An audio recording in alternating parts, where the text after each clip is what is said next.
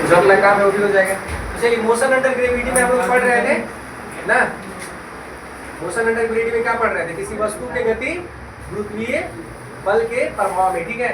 इसमें हम लोग दो तरह से देखें, एक है जब वस्तु ऊपर की ओर जाएगा है ना, टू गो अपवर्ड्स, और दूसरा है जब वस्तु नीचे की ओर आएगा, ठीक है।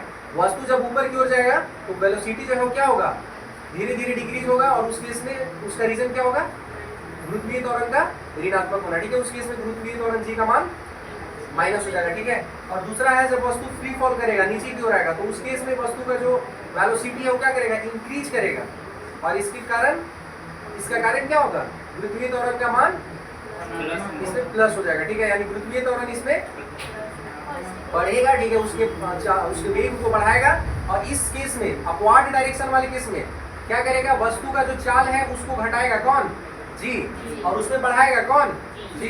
तो गुरुत्वीय त्वरण क्या कर रहा है, वस्तु के चाल को प्रभावित कर रहा है, ठीक है।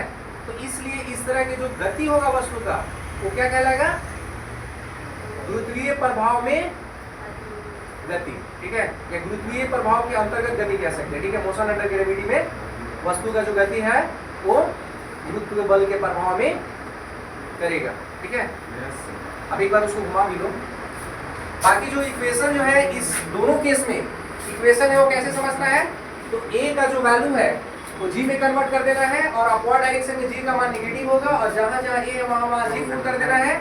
जो डिस्टेंस के लिए एस आया है वो एच में कन्वर्ट हो जाएगा ना, और बस आपको अपवर्ड डायरेक्शन और डाउनवर्ड डायरेक्शन का तो ध्यान में रखना है, ठीक है, और प्लस माइनस का साइन चेंज कर देना है, ठीक है।